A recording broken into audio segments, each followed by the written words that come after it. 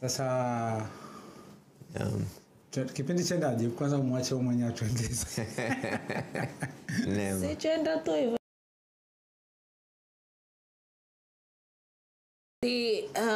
Profesa atakoyotueleza. Ndio. Niyo yeye ueleza sisi kama tuna maswali katikati tutaongea. Ile ku interact tu yani.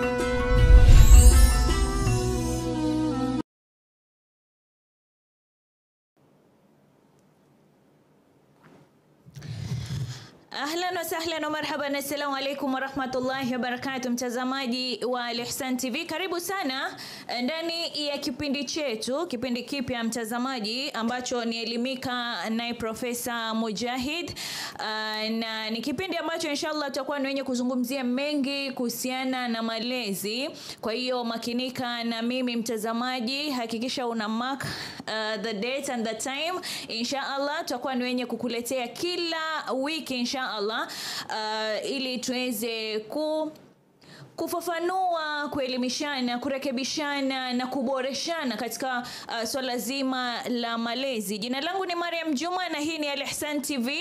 Kumbuka unatupata live kupitia YouTube channel yetu Al-Ihsan TV, na vile vile pia kupitia Facebook page yetu Al-Ihsan TV. Katika kipindi kama hiki siko peke yangu niko na mwenzangu Rama Fujo inshallah, na vile vile pia mgeni wetu ndani ya kipindi kama hiki Profesa Uthman Mujahid pia yuko ndani ya studio zetu kuhakikisha kuwa tunachachawizana na kuzungumzia swala zima hili la malezi. Kwa hiyo makinika na mimi, zidi kutazama, zidi kutegea Al-Ihsan TV ili tuweze kufaidika pamoja. Rama, karibu sana. Shukran ndugu yangu Maryam, dadangu. Assalamu alaykum wa rahmatullahi wa barakatuh. Wa alaykum salam wa rahmatullahi wa barakatuh. Kwanza tunataka kumshukuru Mwenyezi Mungu kwa kutufikisha masaa haya muda huu tukiwa buheri wa afya na uzima. Alhamdulillah. Pia mimi nataka kutoa shukrani zangu kwako Maryam, na pia kwa profesa hapa kufika. Na malezi ni kipengele muhimu sana katika jamii, ambapo nilikuwa namdokeza profesa kidogo akanambia hiyo ndio kila kitu kabisa. Kwa hivyo kinachozungumzwa hapa ni kitu muhimu sana. Na napenda ndugu zetu ambao wanatutazama na kutusikiliza, hii ni kama sasa tuko university, maana tuko na profesa. Allahu Akbar. Kwa hivyo tuchukue nafasi tujifunze mengi. Nafikiri yangu ni hayo. Inshallah. Naam profesa. Naam, alhamdulillah. Assalamu alaykum wa rahmatullahi wa barakatuh. Wa alaykum salam wa rahmatullah. Pia ningependa kuwashukuru nyote na idhaa ya Al-Ihsan TV kwa kunikubalia niwe mmoja wenu, hususan katika mazungumzo haya muhimu ya malezi. Kwa sababu huo ndio msingi wa jamii. Msingi huo ukiharibika, kila kitu kinaharibika. Mizizi ya ukuaji wa jamii ni ulezi bora wa watoto. Kwa sababu ikiwa generation ya leo itakuwa nzuri kuliko generation ya kesho, basi tutakuwa tumefeli. Na kuifanya generation ya kesho iwe nzuri kuliko ya leo ni kuwapatia malezi ili waweze kuishi kulingana na mabadiliko yanayokabiliana na maisha yao. Kwa hivyo natumai wale wanaosikiliza na wanaotutizama watakuwa na fursa ya kupata faida ya mazungumzo yetu, na pengine pia wakiwa na swali ama jambo lolote wanataka ufafanuzi wa zaidi, natumai kuna njia ya wao pia participate kwa kuuliza maswali inshallah. Mtazamaji, ikiwa utakuwa na lolote in between katikati ya kipindi kama tunaendelea, unaweza kututumia ujumbe mfupi pia kupitia WhatsApp namba yetu 0793000123 na inshallah tutakuwa na wenye kupaza hewani. Fursa ipo. Profesa yuko hapa, kwa hiyo tuitumie fursa kama hii ili tuweze fahamu mengi zaidi kuhusiana na malezi na namna sisi wenyewe tutakavyojilea na kuweza kulea watoto wetu, wajukuu zetu, ndugu zetu ambao tunakaa nao na mujtamaa kwa ujumla. Na Maryam, nafikiri leo ni wakati mzuri kwa sababu profesa yuko hapa. Malezi tukiangalia katika mujtamaa wetu, malezi ile result ambayo yapatikana pengine labda ni kwa sababu ya malezi ama ni kwa sababu ya nini? Pengine tuone, manake vijana wengi wameharibika kwa sasa hivi sana. Ukichangia na mambo ya mitandao, vijana shika mapanga, mashule watu wanaanguka. Je, huu wote ni mchanganyiko wa malezi? Labda profesa tuanze. Hakika nataka kubaliana na wewe kwa kiasi kikubwa sana, kwa sababu Saidna Umar radhiallahu anhu alitoa msemo akasema, wazazi lazima wawe waangalifu vile wanavyowalea watoto wao. Ndio. Wasichukulie tu moja kwa moja kwa sababu wao walilelewa vizuri na wazazi wao, basi watatumia zile mbinu walizolelewa wao kuwalea watoto wao, kwa sababu watoto wao wamezaliwa katika wakati tofauti na wakati wao. Na jamii yoyote ukitaka kuijua kama ina mwelekeo mzuri, angalia kizazi chake. Kama jamii kama wataka kujua hii jamii inaenda vizuri ama haiendi vizuri, angalia kizazi chake. Kama kizazi chake kitakuwa kinakuzwa katika misingi iliyo bora, basi generation inayokuja itakuwa bora zaidi kuliko ile generation iliyoko. Lakini kama malezi yao itakuwa mabaya, basi jitayarishe kwamba mtakuwa na maiti. Generation ambayo itakuwa ni maiti, generation ambayo itakuwa haiwezi kujisimamia, kujisaidia, generation ambayo itakuwa imeangamia. Kwa hivyo kuhakikisha kwamba ule ukuaji wa kizazi baada ya kizazi unaendelea vizuri, ni lazima ile misingi ya malezi iwe itakuwa imedhibitiwa. Kama haitadhibitiwa, basi itakuwa hamna mwelekeo kwa kile kizazi ambacho kiko sasa. Kwa sababu malezi ndio njia Allah subhanahu wa ta'ala aliyoiweka ili kusudi watu waweze kupitisha tamaduni, desturi, dini kizazi kimoja kwenda kizazi kingine. Sasa ikiwa malezi hayatafungamana na tamaduni nzuri, hayatafungamana na mafundisho ya dini, kumaanisha kile kizazi kitakokuja kitakuwa bankrupt katika mambo ya utamaduni, katika mambo ya dini. Na hali ikiwa hivyo, definitely itakuwa kuna hatari kubwa sana, kwa sababu ni kama kuwa na industry ama mtambo wa kutengeneza bidhaa, si ndio? Ile bidhaa inapitia process alafu inatoka, inakuwa quality good, ni product nzuri. Sasa ikiwa ile process ikiharibika katikati, ile kitakachotoka output will be very bad.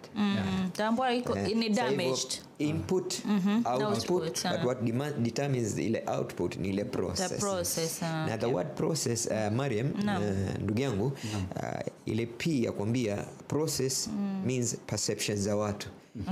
Vile watu wanavyoangalia mtazamo, maono, vision.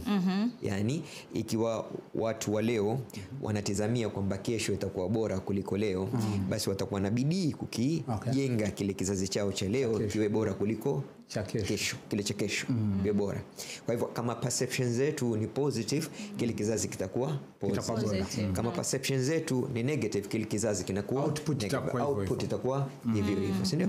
Alafu process ni relationship, yani uhusiano ambao utakuwa unajengwa baina anayelelewa na anayelea. Okay? Na hapa ni lazima tuelewe kwamba no matter how much you love your child, that child is not your friend. Kwa nini na vile tunasema I'm very friendly with my children. Watoto wetu ni rafiki zetu. You can be friendly but they're not your friend. You can be friendly but not your friend. You have to remain a father to your children, and you have to remain a mother to your children. The moment they become your friend, it means you have compromised your authority as a parent. Sasa watoto wanaweza kufanya chochote wanachofanya na wewe hutaweza kuwa rafiki. Una tolerate, una compromise.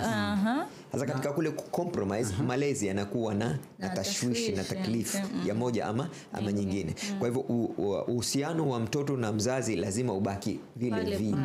Hata kama utaufanya kwa kutumia urafiki, lakini you have to understand kwamba mimi am a father and this is my son and this is my daughter. I am a mother, this is my son, this is my daughter. Ujue ule mpaka wa urafiki wenu utamalizikia wapi. Na ukiwa mzazi ambaye unapendwa 100% na watoto wako, ni kumaanisha wewe umecompromise malezi yako. Unakuwa rafiki sasa, si mzazi tena. Na I think sisi kama tuseme ni wazazi, maana yake ni wazazi sasa, tumeiweka hiyo kuwa sisi tunataka tuwe marafiki zao wale watoto. Sasa inakuwa watoto wanatukosea heshima kabisa, wanakukosea. Na ndio maana utakuta binti amekuja nyumbani anamwambia mamake, this is my boyfriend. Heshima shari. Sasa sisi marafiki, si ndio? Mom, can I tell you something interesting today? I went out with my boyfriend. Can you imagine? We kissed and I mean we were too close. Inakuwa tu ni kitu kawaida. Kwa sababu sisi ni marafiki. By the way, how are you getting on with your new boyfriend? Now the daughter is asking the mother. Okay. I don't see the two of you together these days. What happens? Sasa ule urafiki lazima uwe na mipaka.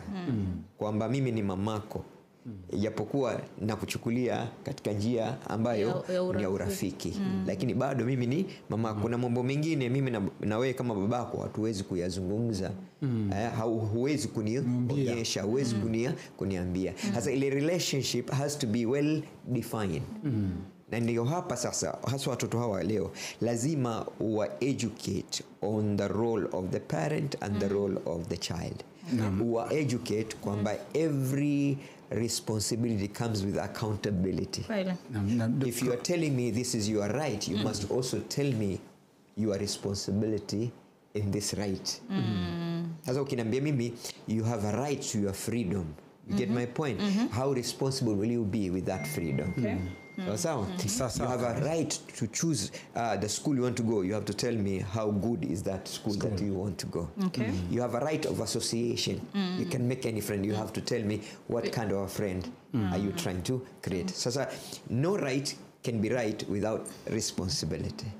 As a relationship lazima ijengewe. Ndio maana sema katika malezi ya siku hizi ya karne ya 21 lazima kuwe na constitution baina ya mzazi na mtoto. Exactly where alikuwa kwa point yangu haja profesa, kwa sababu kama vile ulivyosema kwamba mzazi kuna vitu atakikana aeke mipaka.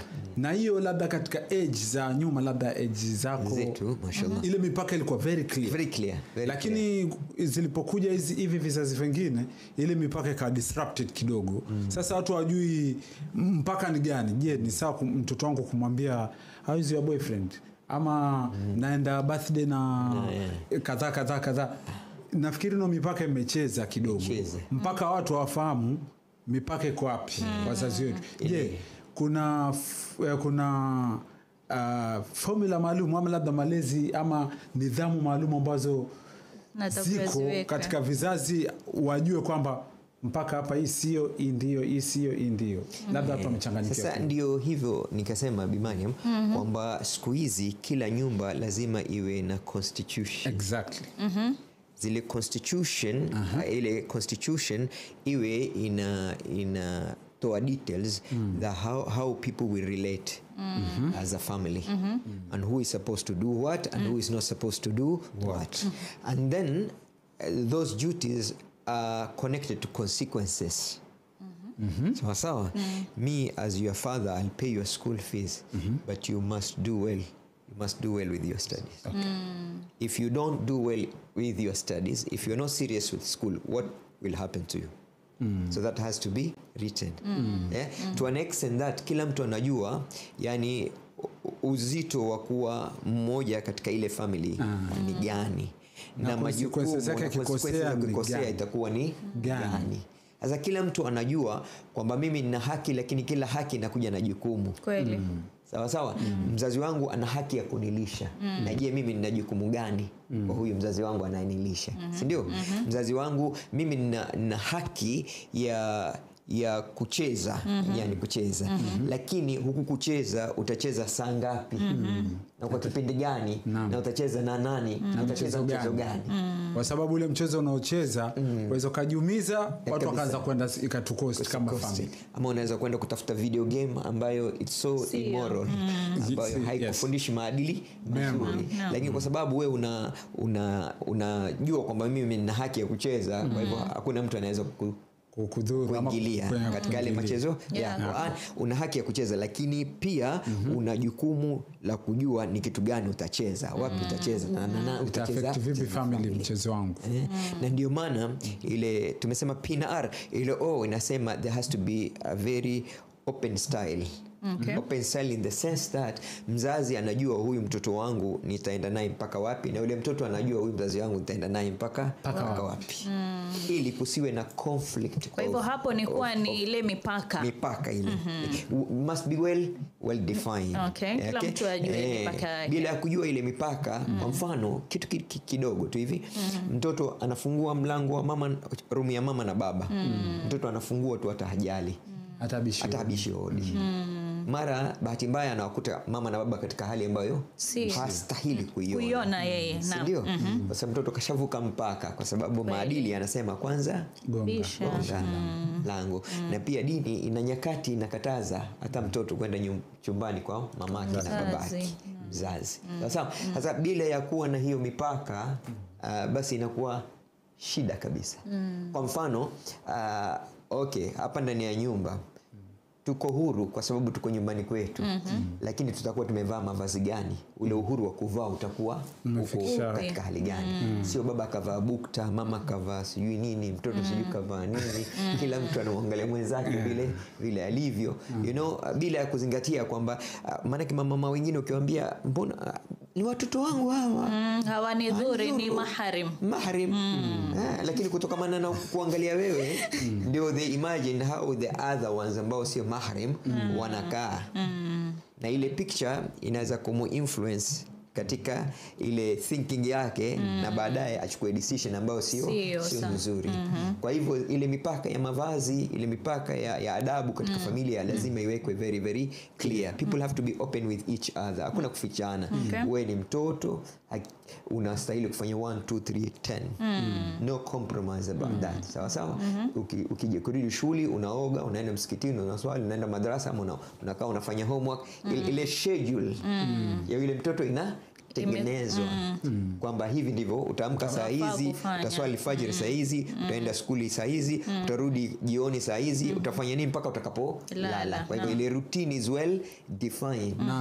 Lakini mara nyingine kuassume kwamba mtoto yajua atafanya nini bila ya kumweleza. Ni kama kusema tunataka watoto wetu wapite mitihani, lakini hatuwaelezi jinsi ya kupita ule mtihani. Wewe una assume tu kwamba huyu mtoto atajua tu on their own. Kwa hivyo profesa asema kwamba akili ya mtoto tunavyoimagine inawezekana sivyo inavyopokea vitu, mpaka kuwe na clear direction, very clear decision. Okay. Unajua from 0 to 8 years hii inaitwa formative stage. Okay. Hii ni wakati ya indoctrination. Yani no argument. You just tell do this. Sawa. Akifika 8 mpaka 12 is time of conceptualization. Hapa u give reasons why. Kwa nini ufanye hivi? Okay. Sawa. Sasa from 13 to 18 is time of application. Sasa you want the children to do on their own, translate, interpret, adapt. Yale yote walioanza from zero. Okay. Yeah.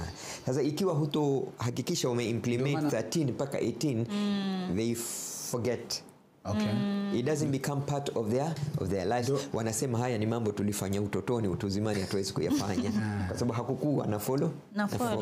Ndio maana labda kuna wazazi wengine wanachanganyikiwa mzee mtoto. Wewe sasa si ni mtu mzima, kwa nini unafanya jambo hilo? Pengine mtoto amemiss vitu fulani ambavyo ulikuwa kwa labda kwa miaka kama hiyo apply. Na labda nikuulize tu Profesa, katika ilivyokuwa kuna maandamano ya Gen Z, ndio walitoa maneno wakasema sisi si kama millennials, sisi wao walikuwa baridi sana, sisi tutakwenda vile tunavyofikiria hivi ndio sawa. Je, ile pia ni tabia za generational ama ni kumekosekana kitu? You see, ama kila kukipambazuka vitu vinaongezeka kwenye a human being is made up of nature and nurture. Every child. Nature ni ule urathi unaopata kutoka kwa wazazi. Kuna vitu vingine vinarithiwa, height yako, rangi yako, nywele zako, kutokana na wazazi wako. Nurture ni yale malezi, ile socialization unayoipata kuanzia mtoto. Kwa hivyo ikiwa socialization yako imetokamana na kwamba wewe kuanzia ni mtoto, you are an independent thinker, kwamba mzazi kila anachotaka na kukufanya na kuuliza wewe nikupeleke school gani? Utakufanya nini sasa? Ama ni ile umemtolea na I think ni watoto huja na hizo tabia wenyewe, ama ni vipi, ama ni kuwa ni maumbile ndio ya kibinadamu, alafu inabidi guide yule mtoto. Waweza kumtolea mtoto nguo akwambie mami sitaki hiyo, nataka hii. Ama chakula ni hiki ambacho kimepikwa, mimi sitaki hiki, nataka hiki. Sasa ni ile chakula kilopikwa ni hiki. Utake kula, hutaki chakula ni hiki. This is what is available. Sasa hiyo ndio inafanywa ile wakati wa indoctrination. If you do very well with your children between 0 to 12, 13 to 19 becomes very easy. Kwa sababu it becomes part of their life. It's inbuilt in them. Lakini when you mess with 0 to 12, 13, 19, that's when you get adolescent problems. Kwamba sasa huyu mtoto does not want to obey authority. Kwa sababu there was no authority from the beginning. From zero hakuna authority. Hakukuwa na mtu katika ile familia ambaye ilikuwa anakuwa very assertive. Kwamba ukitaka ni hivi, usitake ni hivi. Kwa sababu katika umri wako wewe hujui cha kuchagua, ni mimi ndio nitakaye kuchagulia. Si ndio? Kwa sababu wewe akili yako haijafika wakati ya kuwa na uwezo wa kudiscriminate what is good and what is bad. Kwa hivyo kama hauna uwezo wa kudiscriminate what is good and what is bad, I have to be the authority to tell you what is good. Sasa makosa tunayofanya ni kwamba wengine wazazi wetu, we want likes to make our children that we love them so much, so we give them options very early. Mapema sana huko chini. Sasa wakifika juu ni kama kwamba sasa you can't control me anymore. Now I know what I want.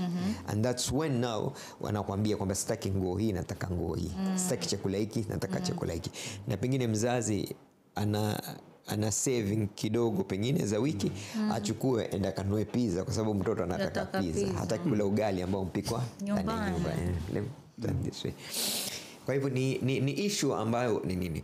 Na mara nyingine inakuwa na ile consistency, ile mazoea, kwa sababu tabia inajengwa kwa kurudiwa kila wakati mpaka inakuwa part of that particular child. Na ukimsaidia mtoto akikuwa na tabia nzuri mpaka zikamvaa, basi hata ukamtia katika company ya mashetani, bado atabaki mtoto mzuri. Kwa sababu ile maumbile yamekuwa part of him.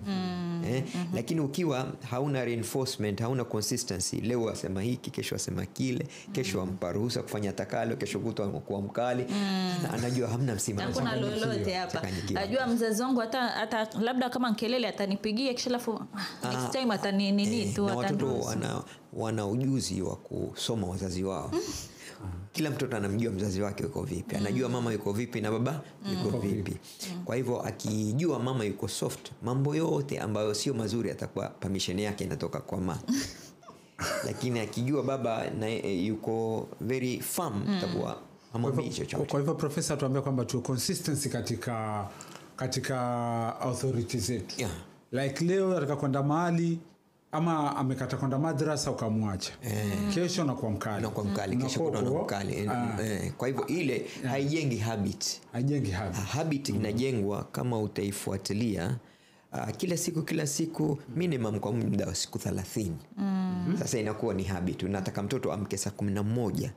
Kwa hivyo unamwamsha saa 11 kila siku mpaka siku 30. Hata kama huruma imekuja. Ukifika hata kama ama kuna baridi ama kuna nini, ukiacha siku ya 20 basi utarudi tena moja.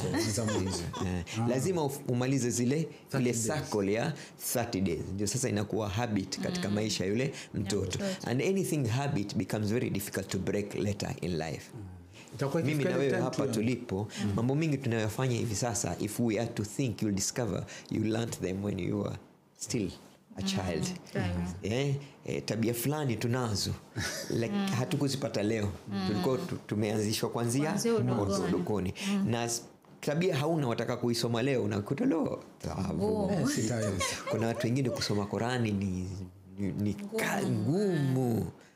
Lakini kuna watu wengine it's like part of life. Jambo la kwanza akiamka kuchukua msahafu na kusoma Qur'an. Yani it's amepata hivyo. Wewe jaribu unaona mara ushasahau. Kesho wiki fulani nasoma vizuri jana mara ushapatikiwa. Hii ni habit formation. And remember kwamba success katika maisha inatokamana na zile habits ulizozipata utotoni. Ndio zinakujenga unakuwa mtu ule faulu.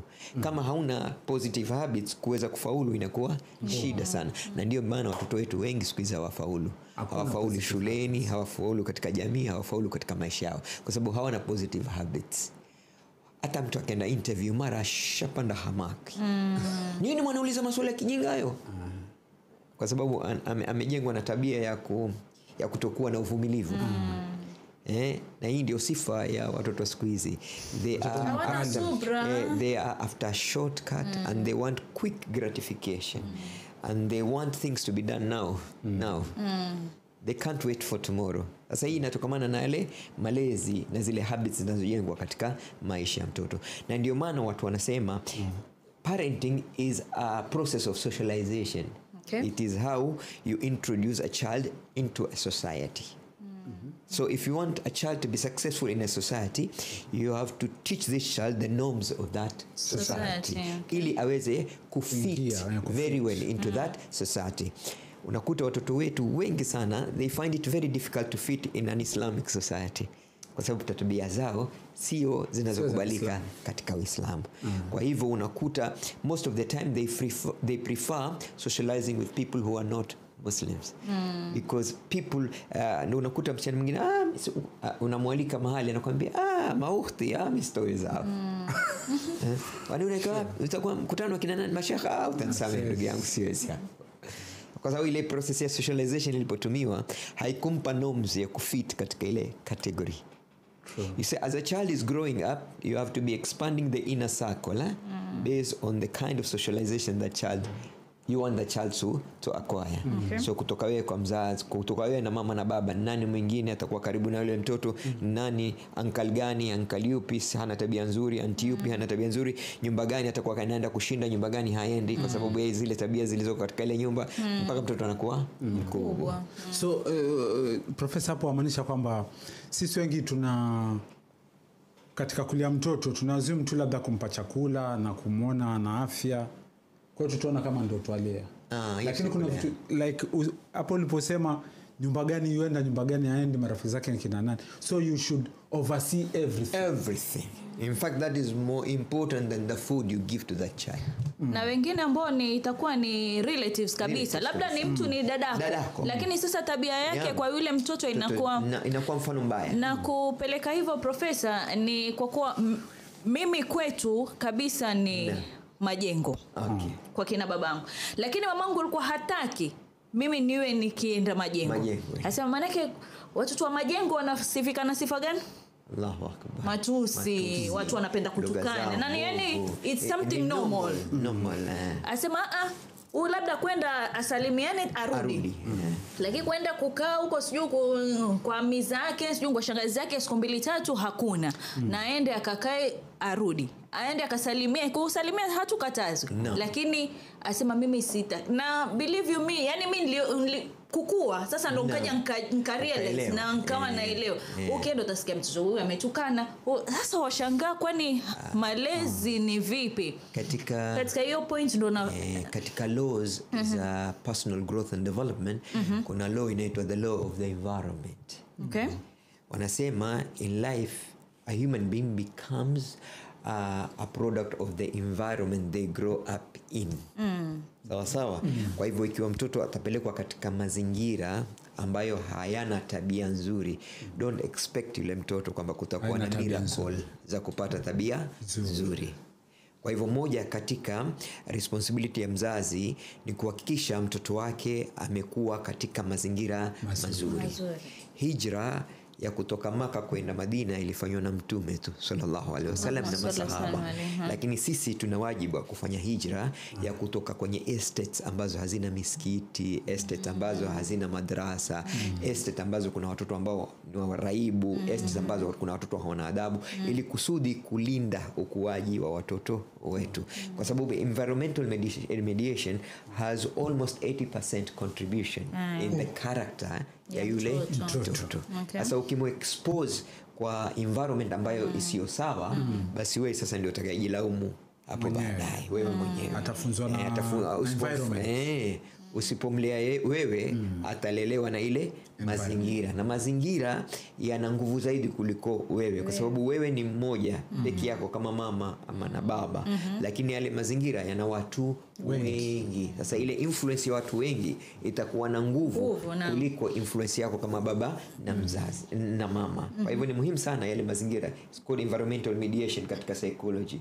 Kwamba and that is why hata ukiangalia katika jamii zetu kuna sehemu ambazo maskini hakubaliwi hata kujenga. You mean you can't go to Kizingo. Kama huna pesa, si ndio? Ni kweli. Kwa hivyo wale watoto wa Kizingo wakiingiliana wanaingiliana wakijua na kina nani. Ndugu zetu wa Hindi hawezi kupata nyumba katika estates zao. Kweli. They hawaruhusu. Kwa sababu they don't want the environment iwe haribiwe na watu wenye tabia tofauti na zao. Tabia I think na mila pia. Waliamka mapema, ndio hizo mila na tabia. Kwa hivyo ni muhimu sana sisi tuwe tunaangalia mazingira yanayo, na ndio maana zamani ilikuwa ni rahisi, kwa sababu zamani kulikuwa na social communal parenting. Kama mtoto akizaliwa ni wa kila mtu, si wa yule mama na baba, yuachapwa na mtu kila mtu. Lakini tukaamua kwamba hatutaki tena malezi kama hayo, kila mtu ale mwanawe. Hasa katika kule mwanao akiwa nyumbani yuko salama, lakini akitoka tu nje ya nyumba yako hayuko salama. Lolote atakalofanya nje ya nyumba yako hakuna atakayekuwa na uwezo wa kumrekebisha, hata dadako, hata mjombako, hata kakako. Kwa hivyo na wao they put their tools down, wakisema si mwanangu huyu, hatutaki vita. Yule mamake ndio yamfundisha yule mtoto yule. Kwa hivyo sasa ile outcome inakuwa mbaya sana. Kabisa. Wow. Shukrani sana daktari na profesa, naona mpaka nikuite daktari. Maana chambua vizuri. Neema kubwa. Maryam, nafikiri tutajifunza mambo mengi sana. Maana profesa anajua kupanga na leta inakuwa rahisi. Kwa nyumbani watu wangekuwa na vitabu pale wakachukua notes. Maana nafikiri ongea facts tupu, kwa sababu tukiangalia, tukirudi mitaani kwetu utapata kuna hiyo disconnection ni nyingi, na naweza sema mimi Mombasa sana, Mombasa yote, kaunti zote kuna haya matatizo. Na profesa, labda nikuulize tu, katika mtoto akishapita hiyo from 0 to 12, sasa amechukua hicho kitabia fulani hivi, maana nishaona watoto wengi sasa ni wakali kwa wazazi wao. Kama mzazi akimzungumzisha ndio yuamuudhi vibaya kabisa. Kurekebisha inakuwaje hapo? Tabia ikisha kuingia katika fikra zako, hisia zako, na ikawa sasa ni vitendo vyako, kuitoa is impossible. So what you do, you replace it, you suppress it with another positive habit. Kwa hivyo tabia haibadiliki. Kama ngozi sasa. Kama ngozi sasa. It is part of your DNA. Yes. You can't remove that DNA from your biology. It has to be there. Lakini what you can do is to introduce another habit ambayo huyu mtoto appreciate kwamba is more productive than the habit alionayo. Ili wakati wote akihisi atakufanya hii habit mbaya, ana alternative. Ni kama kumwambia mtu usivute sigara. Kila wakati ukihisi utakavuta sigara, kula hii tropical. Alternative. Something alternative. Sasa akiendelea hivyo, ile inaitwaje Kiingereza, ile ham ya kuvuta sigara inakuwa replace from sigara to tropical. Of which ni vitu ngumu sana. It takes time. You know what I mean? It's possible, but it takes time. Huyu mtoto ameinukia na tabia ya kutumia matusi sana. Sasa wataka kumfanya asitumie lugha ya matusi, atumie lugha ya kistaarabu. Sasa you have to rehabilitate sasa. Yeah, you have to rehabilitate. Sasa hii rehabilitation takes time. Yeah. In fact ukiangalia endelea. Na in fact ukiangalia vile sasa hauko naye karibu. Sasa shakuwa mkubwa. Mwingi yuko skuli, yuko college, yuko kwingine. Hapa alipokuwa mtoto pengine ingekuwa rahisi. Wanasema samaki mkunje angali mbichi. Chuma kigonge angali moto. Udongo ufinyanze angali maji, na mtoto mpatilize angali mtoto. Lakini ikiwa utangoja mpaka ile tabia iwe itamachua, imachua, hata akiweza kusuppress kwa sababu kwa kumwelimisha, wanasema dawa ya kubadilisha tabia ni repetition. Yani kila ile tabia mbaya ikitokeza, una repeat ile nzuri. Kila tabia mbaya ikitokeza, na repeat ile nzuri for 21 consecutive days. Days. Sasa ita suppress ile tabia mbaya. Lakini haitoondoka. Kuna wakati unconsciously atafanya. Maskini anaweza kufanya na kawa atajilaumu, lakini itajitokeza. Na use of aggressiveness, does it work? It doesn't work. Okay. Kwa sababu at this stage between 13 to 19, these are rational years. You must give the why for the what to happen. Why do you want me to go to school? Why? Why do you want me to be polite? Why? What do I stand to gain? Why are you telling me not to visit my uncle? Why? Why don't you want me to play with my friend? Why? So everywhere there must be a why. There has to be an explanation, a conviction that this is not good. Therefore, you have to learn how to handle it with care. So to handle it with care, you have to adapt this new habit. Baadaye unakuta kwamba yule mtoto akiendelea nayo sasa hii inakuwa very passive habit ile ya zamani, na active habit inakuwa hii nzuri. Lakini kama nilivyosema, ni reasoning. Ni explaining why. You know, they say when you know the reason why, and the why can make you cry, you will always fly. Even if you must die, you go above the sky because you know the reason why. Because knowing the why becomes easy. Lakini without you explaining that why, replacement of that habit becomes almost impossible. Na sasa hao wazazi ambao wanasema nenda shule. Kwa nini nenda shule? Wewe mimi nakwambia nao niuliza. Sasa that's a very Sasa swali lajibiwa na swali. Nafikiri ndio una adabu siku hizi. You can do that with somebody who is below the age of 12. Or below 12. You can become an authoritative parent before the age of 12. But from 13 going up, you have to be a consultative, democratic parent. You have to sit down that kid and reason with them until they own the suggestion that you are giving, so that it doesn't appear to be coming from you, but from them. Because one of the major characteristics of children who are between the age of 13 to 19 is rebellion.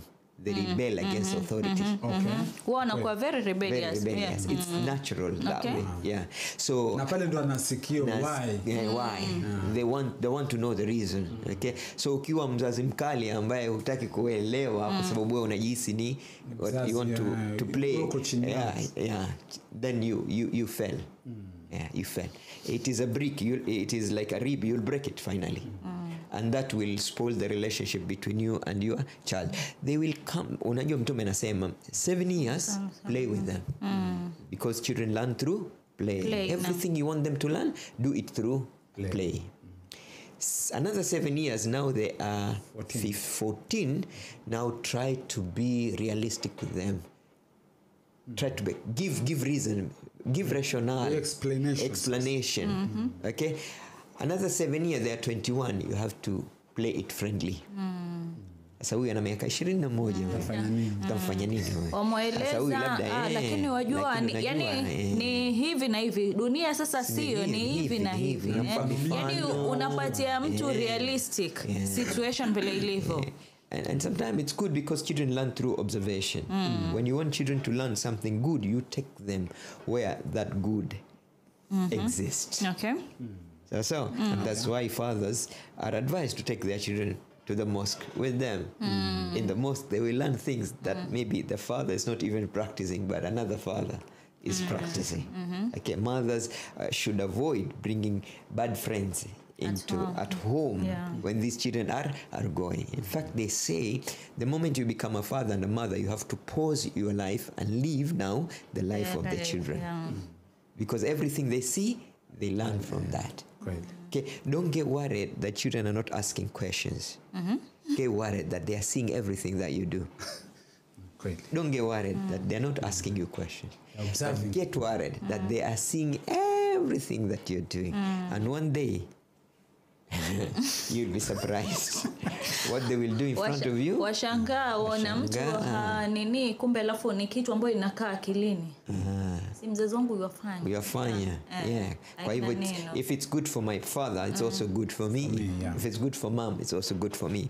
If it's good to watch television just like my mom is doing, why should I read a book? I've never seen my mom reading a book.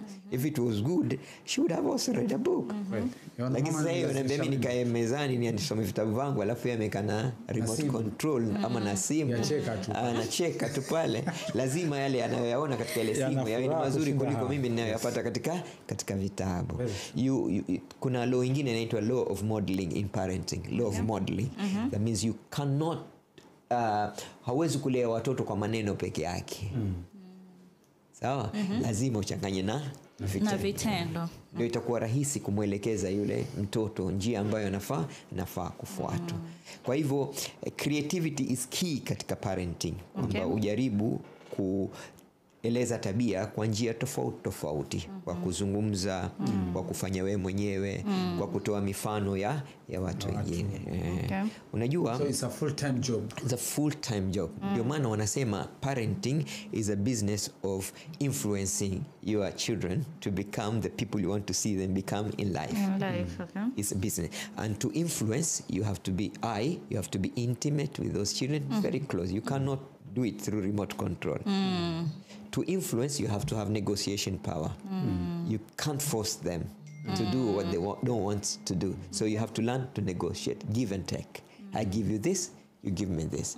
I will allow you to have half an hour of video game, but you must read 2 hours. If you read 2 hours, I will give you half an hour to watch video game. You have to do your house chores, help me clean, help me sweep, then I will allow you to go and play with your friends for 1 hour during the weekend. Negotiate that I give you this, you give me this. Sawa. Influence comes when you are always factual. Mara nyingi ukizungumza na mtoto, don't just use your words as a parent. Usidanganye. Sasa tafuta na aya mahali, tafuta na hadithi mahali, tafuta na mfano mzuri mahali. Ili ukizungumza naye isiwe itakuwa ni maneno yako peke yako. Na wakati kama huo sasa profesa kuzungumza na mtoto facts. Tuseme ni age gani? Manake kunao ambao wako tuseme ile kama 0 to 8 years. Tuseme 8. Hao watoto hata ukawaambia facts wao wengine hawapo. The factual after conceptual years. Conceptual years is teenage time. You have to be factual. They work better at that age, but you can use them even at the lower age using basic information ambayo ile mtu anaweza kuanalyze. Ama ikiwa kama ni mzazi atakuwa ni mwenye kutumia maneno tuseme like kama manake tunajua sasa hivi ulimwengu umeharibika. Ndio. Kunao ile wakati ambapo mzazi waweza kuwa wazungumza na mtoto wako ni mdogo tuseme yuko hiyo age ya 0 to 8 years. Umwambie mimi kama ni mtoto wa kike mimi nataka mtoto wa kike awe wa kike awe mke na wa kiume awe mume katika age kama hiyo ya wanaweza kuinterpret ama kuunderstand ama ni kadri unavozungumza na wao ndio itakuwa kadri wanavyokuwa wanakuwa ni wenye kuelewa. Maana tukizingatia kuwa saizi mambo na ulimwengu umeharibika. Unajua facts are facts. You can use them at any age. Okay. They are more practical after 13 and above. Lakini between 5, 6, 7 you can also bring those facts to the level of understanding of that particular child. Sawa pengine kwa baba hivi umeenda msikitini na mtoto mara mtoto akaona jeneza. Alafu akakuuliza kuna nini pale, nani analala pale ndani, kama ile nini ile mbona watu mbeba juu kwani ile nini? So you have to give facts, si ndio? You can't lie, you can't use any explanation. And then now imepatikana a moment of incidental learning. Sasa unamwambia unaona ile ndiye safari ya mwisho ya kila mtu. Na safari ile itakuwa nzuri nikiwa utaswali. Sasa unatumia yale maneno ambayo yule mtoto anaelewa. Na safari ile inaweza kuwa ngumu sana ikiwa wewe wasema uongo, utaki kufanya kazi yako ya skuli, unataka kusoma. Sasa unatumia zile vitu ambavyo yazifanya na unaelewa katika maule. Lakini everything to do with parenting has to be very factual. Okay. Sasa utazipima zile facts uzito wake katika age ya yule mtoto. Kwa sababu hizo ndizo mtoto baadaye anazitumia katika kujikinga na maneno ya watoto wengine. Lakini babangu ananiambia hivi naye ameshika hivi ndio sawa. Sasa hata wale wengine wakiwa na ujuzi gani wa kuzungumza, ile facts tayari imeingia katika akili ya yule mtoto. Kwa hivyo anajua kwamba mtoto wa kiume lazima awe mwanamume. You give facts. Awe atasoma, amalize kusoma, apate kazi, ajitegemee, awe na familia kama vile mimi na babako tuna familia na nyinyi. Sasa making that yani huyu mtoto wa kiume awe atakuwa kama vile babako yuko, is a fact, ndio. Na huyu mtoto wa kike awe kama vile mimi niko. Isije ikawa utakulia katika hali ya kwamba mwishowe kutakuwa baba na baba ndio wamejenga familia. Ndio najenga familia. At the language at which the child can understand. And remember, understanding comes as a result of exposure.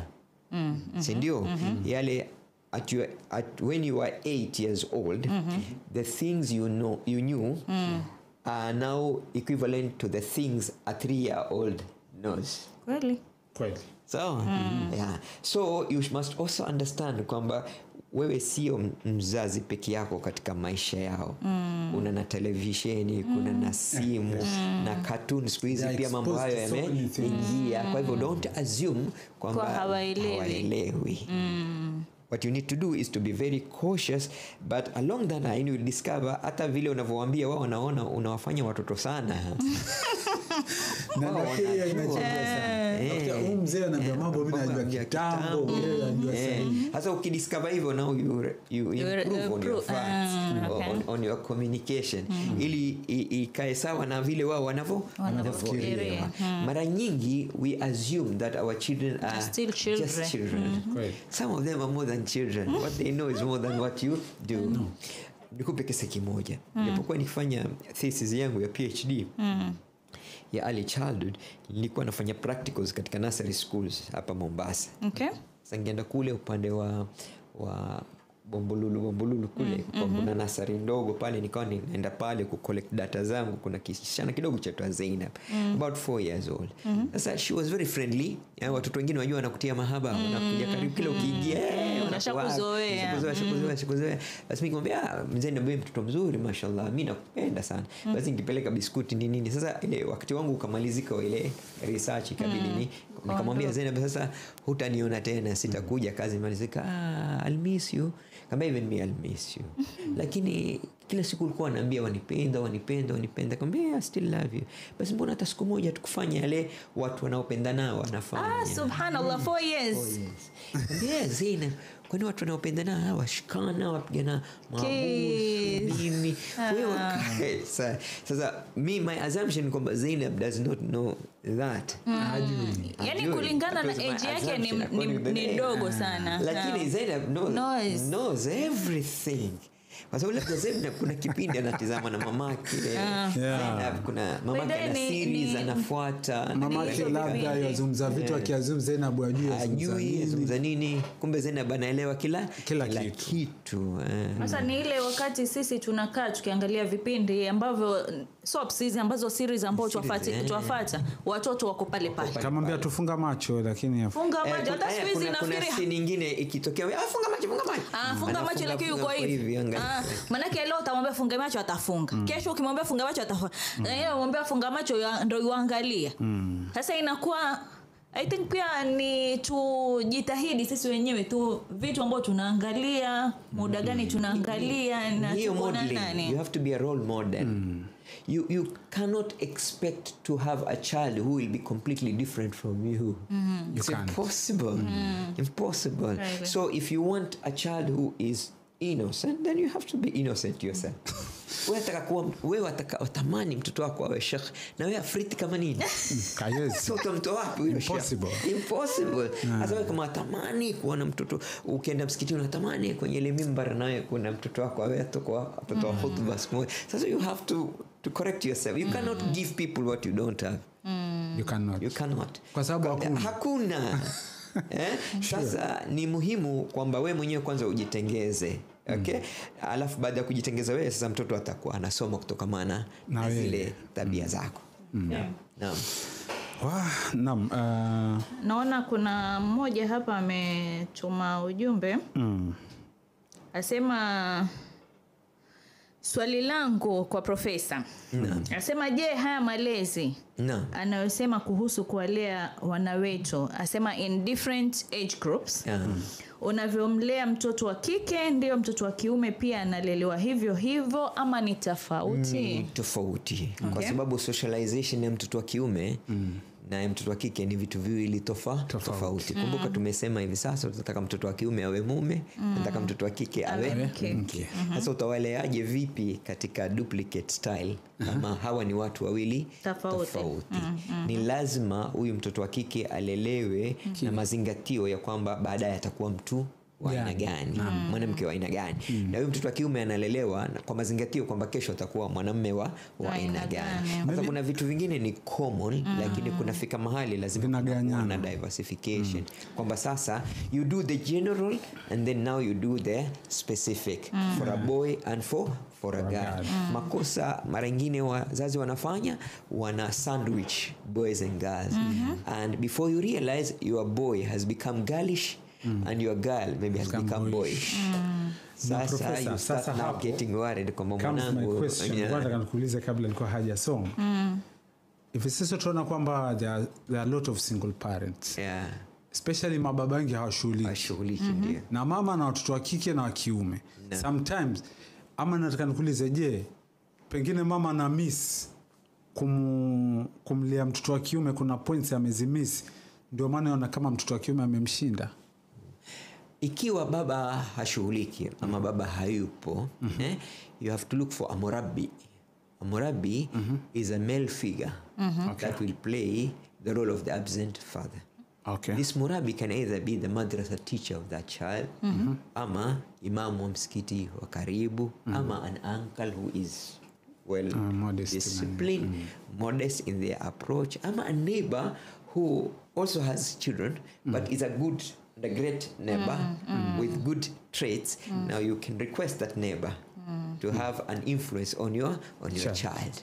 But it is important for a boy, particularly akishapita 8 years, awe na influence ya male figure.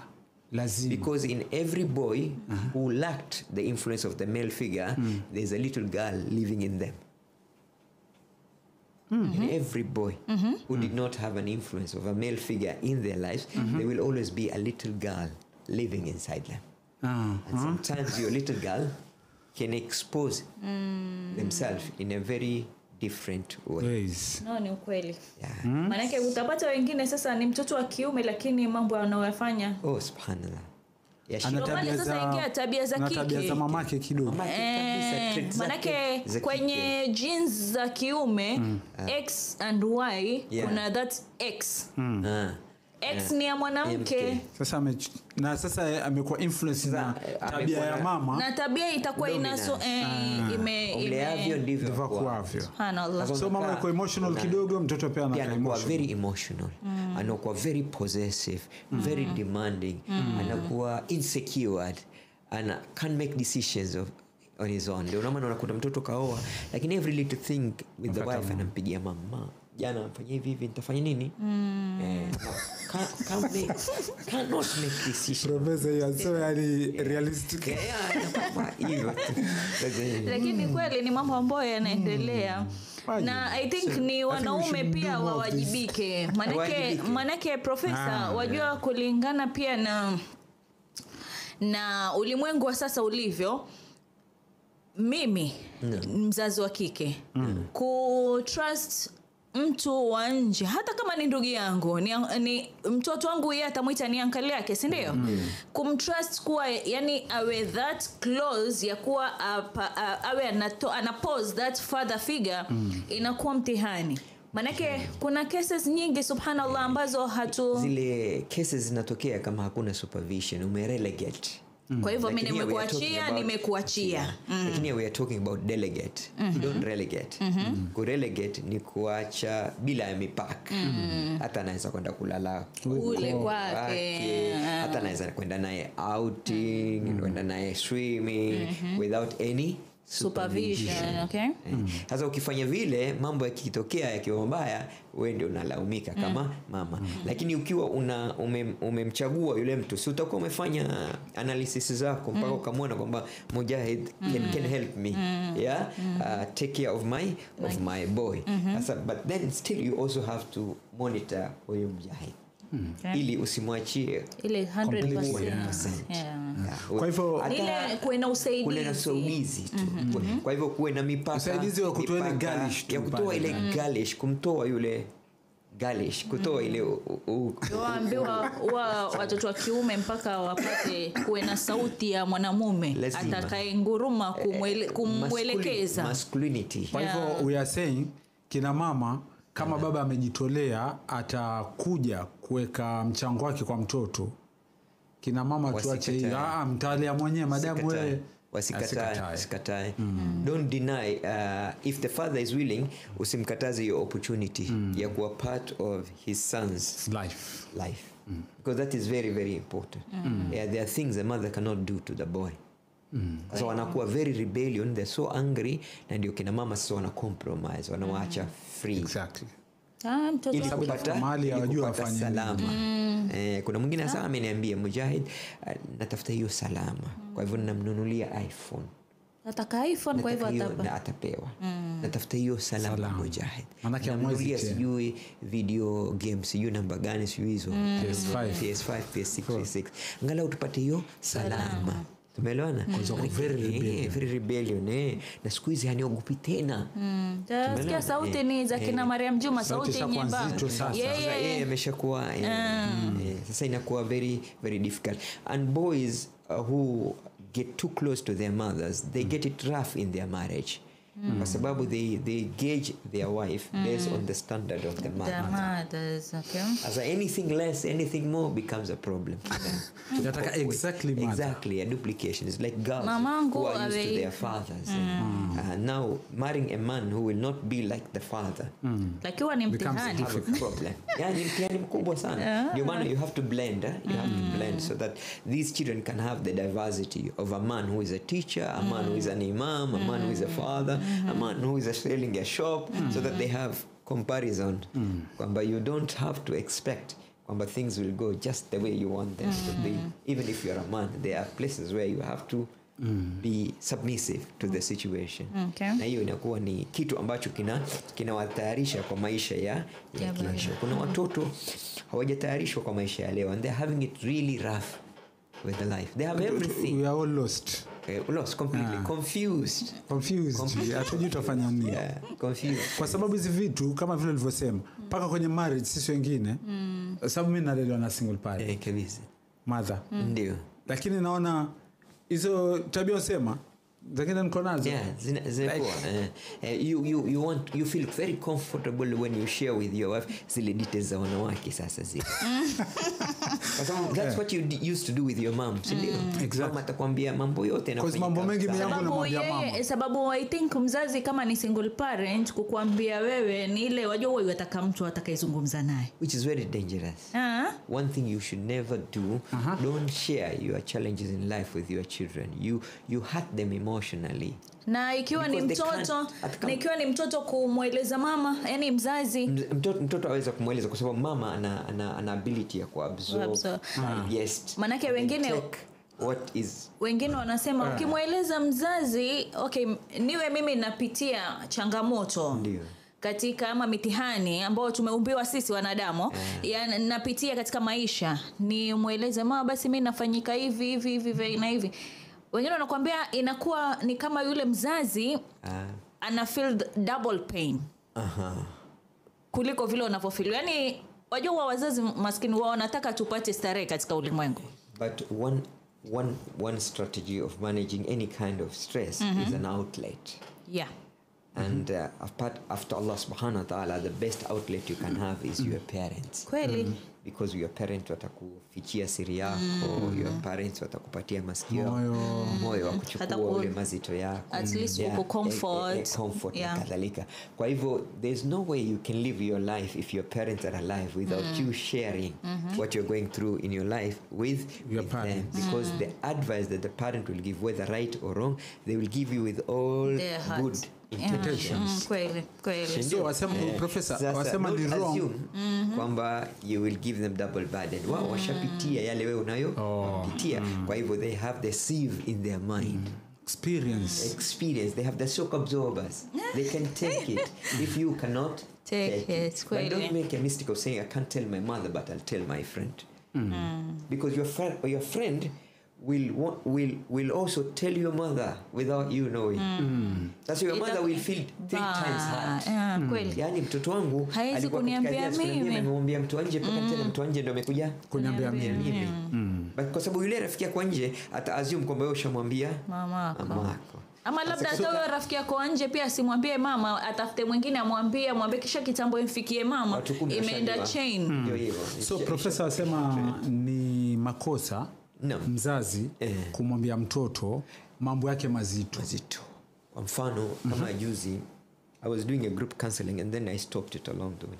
Kwa sababu ankuja mama na daughter wake yuko university na mwingine yuko high school na viwili viko primary. Sasa to me I thought the mother will come alone because this is an issue that was affecting her marriage with the husband. Sasa like yeye amekuwa na tabia ya kuambia hawa watoto kila kinachofanyika katika ile ndoa. Sasa alikuwa hawa watoto wawe mashahidi. Ile ataka kuniambia watoto wasikie. Alipoanza nikamwambia watoto hawezi kuwa mashahidi wako. Watoto lazima watatoka. She felt very uncomfortable and we ended the session, but it is not right. It's not right. You could feel that the eldest daughter was already traumatized. Sababu waelezwa babako anifanya hivi anifanya hivi, babako huyu anifanya hivi anifanya hivi. Alafu sasa inakuwa ni chuki, alafu una develop ile hatred baina ya wewe watoto na baba yao, and then they don't enjoy that man as a father, because to them is an enemy, because you feel that man does not love you enough. Okay, and maybe you are just assuming. That's another challenge. How I wish maybe it is true, but sometimes it's not true. You're just assuming.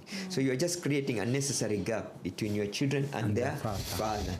And therefore that gap now will make them lose the love of their father. And you cannot provide it because you are a mother. Exactly. Asa watoto wanakuwa na upungufu wa aina fulani katika maisha yao. So both boys and girls, they need both parents. Because they're going to get married. Yeah. Someday, so the girl needs to know how a man should behave, getting closer to how do you get close to a man and such kind of thing by observing, ile trait ya babake na kuzungumza na babake, and the boy needs to know how women behave to some extent. So if the mother is giving some tips here and there, it will be very useful for that marital life. Lakini ukiwa utaweka buffer zone between children and one parent, then you are denying them the opportunity to get natural learning. Natural learning, yes. Swali langu lingine ni umezungumza point professor kwamba wazazi wasiambie watoto wao mambo mazito.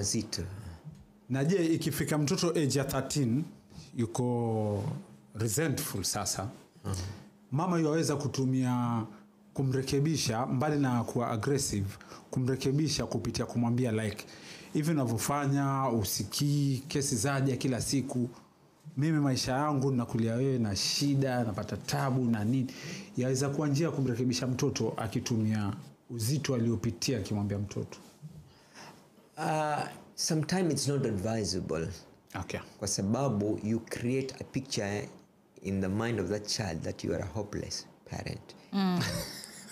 Therefore the child feels, I cannot depend on you. So this is what you went through, this is what so, but I think mzazi akikwambia hivyo, I think wewe wataka ni ile keep in mind kuwa pia yeye ampiti you don't look for sympathy. You don't look for sympathy from your children. You don't look for sympathy. You don't look for sympathy from your children. Yani mimi nimepitia kama ni kusoma usome, mimi nimeuza hivi, nimeuza kukusomesha wewe. Kwa hiyo soma yani.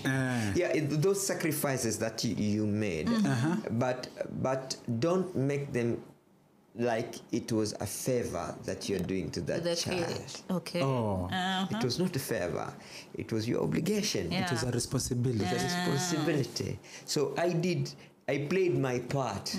It was my responsibility. I don't regret doing that. All that. So what was waseme vizuri. But you also have an obligation now to reciprocate by being serious in the school. But that should be the last resort after you have exhausted every other avenue to convince that child to do the right thing in their lives. Kwa sababu ukitumia udhalilifu katika kupata marekebisho, basi yule mtoto anakuona wewe mzazi mdhalilifu always. Which is not very good, as you have to give a picture to your child that they can depend on you. Mkitatizika nifuateni. Sasa mtoto atasema kuanzia leo simsumbui tena mama. Simsumbui mzee. Kumbe hivi mwingine. Acha tafute mwenyewe. Na kutafuta mwenyewe inakuwa shida, sasa nakuwa susceptible to friends, to people who might not be good. Na wengine nafikiri hiyo ni shida kubwa sana. Kufanya unknowingly. Manake unconsciously. Yes. Sasa nasema nishamtesa mamangu sana. Akisikia hii kesi, let me get a sponsor basi. Wacha nifanye hivi, at least nitapata pesa ya haraka. Sitamsumbua tena mama. Pengine hata nitaweza kusaidia. Na yeye. So namuona anaingia. By the way, wengi hufanya hivyo. Anaingia kwenye relationships ambazo sio nzuri. Na wengi pia hiyo age kama hiyo sana huwa ni watu ambao kwa colleges and university. Mtu anakataa seek help kutoka kwa mzazi, mwambie mzazi atafute. Kwa kutafuta utasikia vibaya, lakini at least anangangana uwezo wake. I know cases ya wasichana wameacha kusoma. Sema kama kusoma kwangu namdhalilisha mamangu, afadhali niache. Akiambiwa endelea sana mama, mimi nasema mama siwezi. Mama sasa najuta. Mama, enough is enough. You suffered enough. Wacha mimi kutafutie. Sawa. Imesababishwa na nini? Na wewe kuonyesha ule udhalifu. Kwa hivyo pia ni makosa kwa njia nyingine. Unaweza kusema, lakini don't show it as amekuwa mzigo. Kwa ni mzigo, as if yeye ndio amekuwa sababu ya wewe kupata tabu.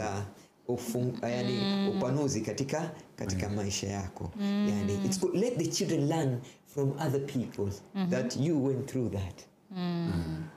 Sawa. Unajua kumuinfluence mtoto kuna njia 6. Okay. Kwanza unatumia authority yako. Authority yako ikishindwa, unatumia testimonies. Yani unatafuta watu ambao walipitia ile njia umepitia, alafu wanazungumza na mtoto wako. Ukikosa hiyo, unatafuta credibility, yani watu ambao wamepewa, they are credible in the society. Hata mtu anajua kwamba huyu mtu ni mtu ambaye ni wa sharafa ya fulani. Huyo mtu ndiye amweleze yule mtoto wako yale wewe uliopitia. Ama testimonies za watu ambao washafanikiwa lakini wanaeleza vipi mama zao walipitia shida mpaka wao wakafanikiwa. Sasa anazungumza yule ambaye anatoa testimony, sio wewe. Unatafuta watu ambao wana brand, yani katika jamii wametoka from zero na sasa wamekuwa hero, influential. Sasa wale ndio wanazungumza na watoto. Alafu una repeat ile positivity, not negativity, every other time, by maybe telling the child, I don't want you to go through what I went through. And the child says, what did you go through? Don't worry about that. You make sure you do your best so that you become better than me. Mimi nakaa Kisauni, wewe nitaka ukae Kizimu, nitaka ukae Nyali. Mimi napiga mguu mpaka leo, wewe nitaka upeleke gari.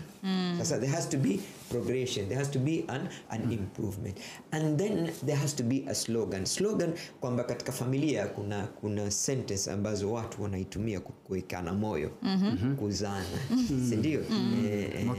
Motisha. Kwamba kesho yetu lazima iwe bora kuliko jana yetu. Sawa. Mambo kama haya, yani utafute. Sasa inakuwa kind of a motivation in there. Hata ukiwa mbali utakufanya bidii kumbuka msemo ule mama anakuambia kila siku.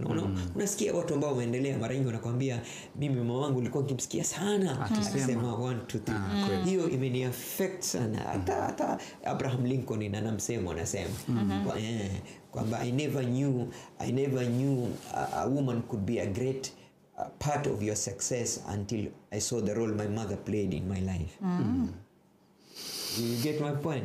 Another person was saying, it's true, behind every successful person there is a woman, but for me that woman was my mother.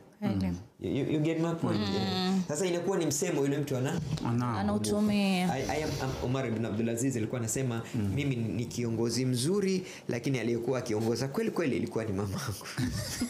Sio mimi. Watu wanaona tu kwamba mimi ndiye kiongozi, lakini advice zote zilikuwa zatoka kwa mama. Watu walipomuuliza, mbona wakati wako mkuu kama wakati wa Umar ibn al-Khattab? Akamwambia, ilikuwa si mimi. I am a product of my mother. So whoever I am today, I am because of the influence of my mother. Kwa hivyo usikue mtu wa kutumia experience za udhalilifu kumweleza mtoto wako. You have to build confidence. Wengine wanaweza kuichukulia tu kiurahisi, wengine wakaichukulia very seriously kama inaumiza. Lakini mamake pia yamwangalia anapata tabu kweli. Hakuvaa nguo mpya kwa sababu ya kusoma kwangu mamangu. Hakuenda harusini kwa sababu ya kusoma kwangu. Enough is enough. Let me look for something else to do. Nitasoma baadaye. Mtu anajikatizia masomo. Second year university, third year university. Wacha nitafute kibarua. Si mwambii tena mama alipe fees. Alafu pia ukiangalia profesa, inakuwa mtihani tena manake ikiwa ukishaanza process ya kushika pesa, wengine huwa si wengi ambao watakumbuka tena mambo ya kurudi tena skuli, kuendelea na masomo. Labda akianza kushika pesa atataka kuanza familia. Watoto wanisubiri, mimi nitasoma mimi mimi nitafundisha watoto. Haiwezekani. Watu wachache sana wanarudi shuleni baada ya kufanikiwa katika maisha. Lakini wengi wanaona mimi nilikuwa shuleni kwa sababu nataka kufanikiwa. Na sasa nishafanikiwa. Sasa narudi shuleni nikafanya nini? Kama kijana mwingine ananiambia, ustadhi, kwani maisha yako yote mwisho utakwenda wapi?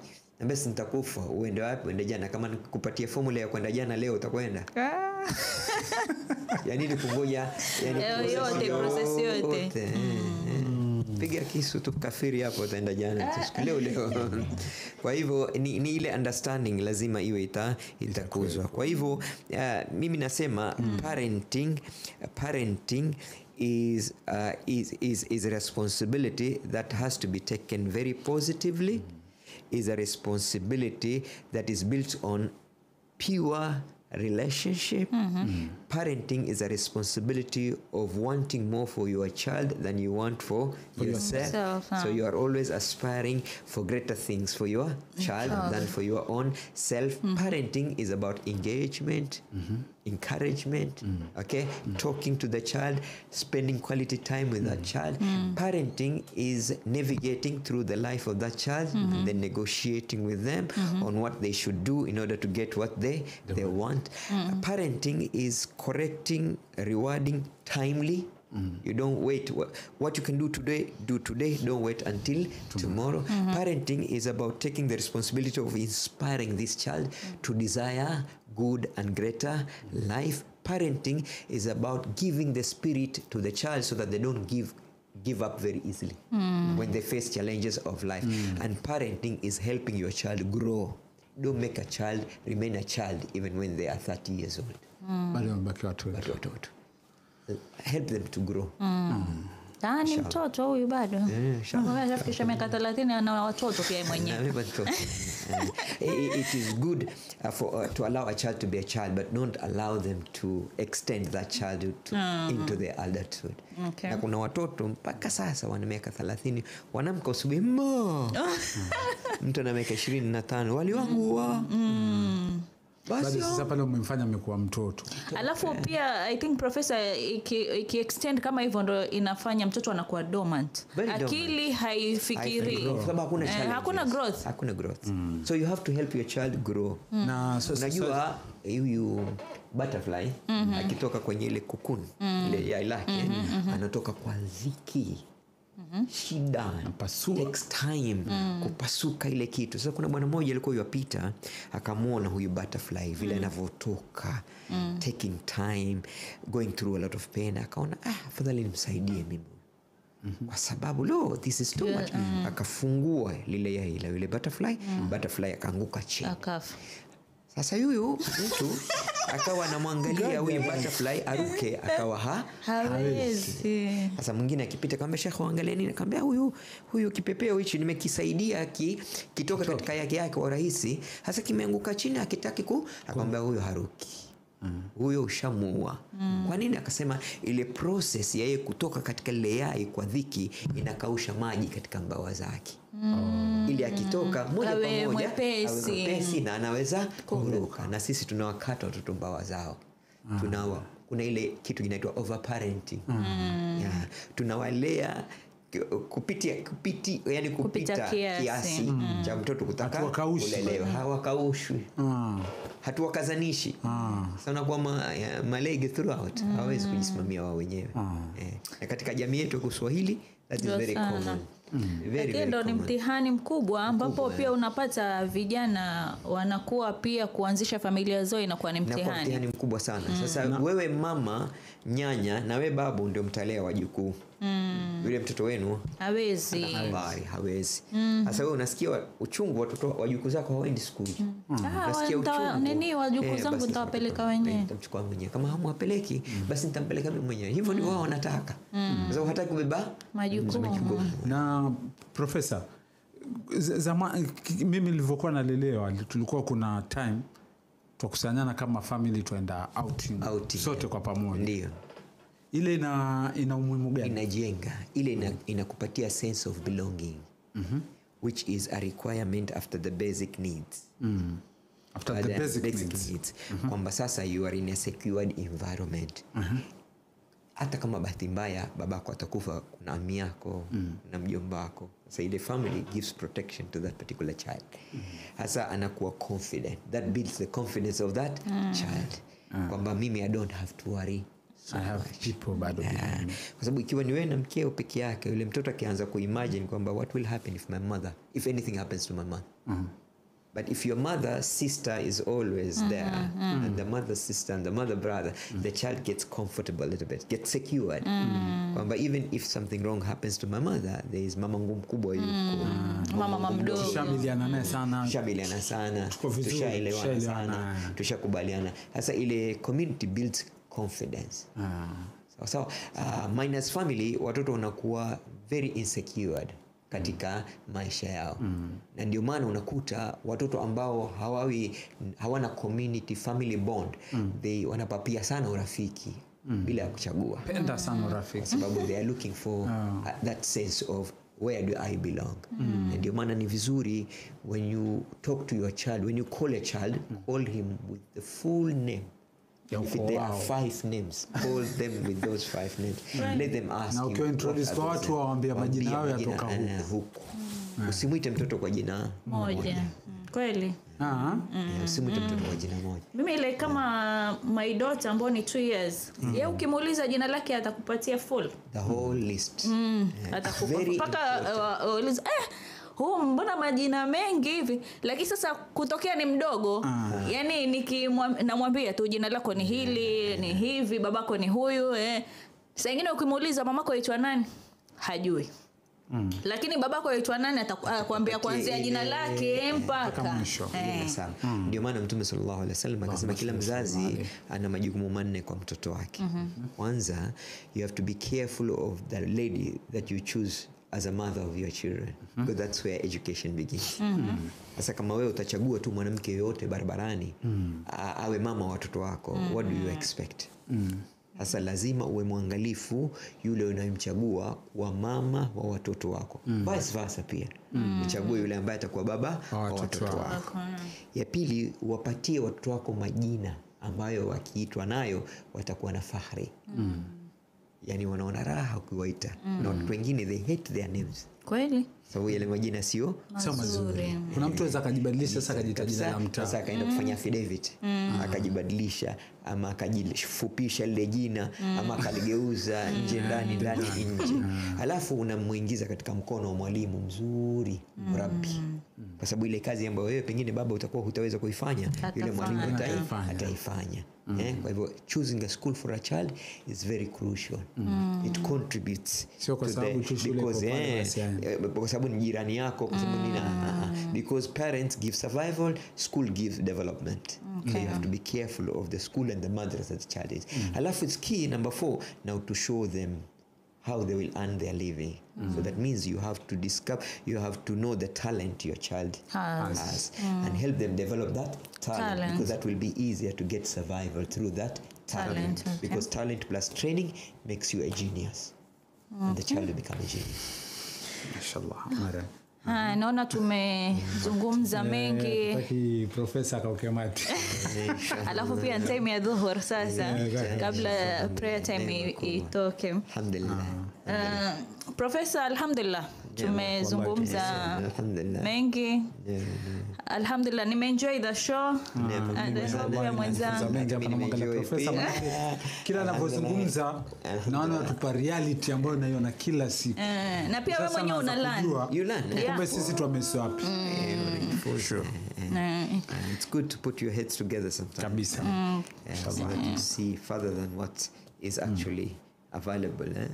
Biidhnillahi alkarim, tunataraji insha Allah kwa uwezo wake Allah tutaendelea na kipindi tuweze kuelimisha umma, tujielimishe sisi wenyewe kwanza na kuweza kuelimisha umma. Maana yake tunapozungumza angalau unapotuongoza na tunakuwa ni wenye kupanua mabongo yetu na ufahamu wetu pia unakuwa ni wenye kupanuka.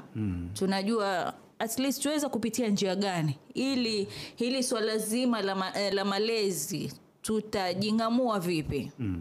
Tuweze kupata generation ambayo zitakuwa ni nzuri. Manake tutakapojitahidi sisi kama ambao ni wazazi wa sasa na watoto wetu tutakuwa ni wenye kujitahidi kwao, na wao angalau wawe ni wenye kupata yale malezi mazuri na waweze kuwafanyia na watoto wao. Kabisa. Najua watoto wa leo ndio watakuwa watu wazima wa kesho. Ndio hapo. Lazima tuwalee vizuri kama tutaka kupata kizazi bora kesho inshallah. Kwa hiyo shukran sana Profesa, shukran sana Rama, shukran sana kwa kuwa pamoja na sisi siku hii leo inshallah. Shukran sana mtazamaji wetu kwa kuwa nasi kuanzia mwanzo.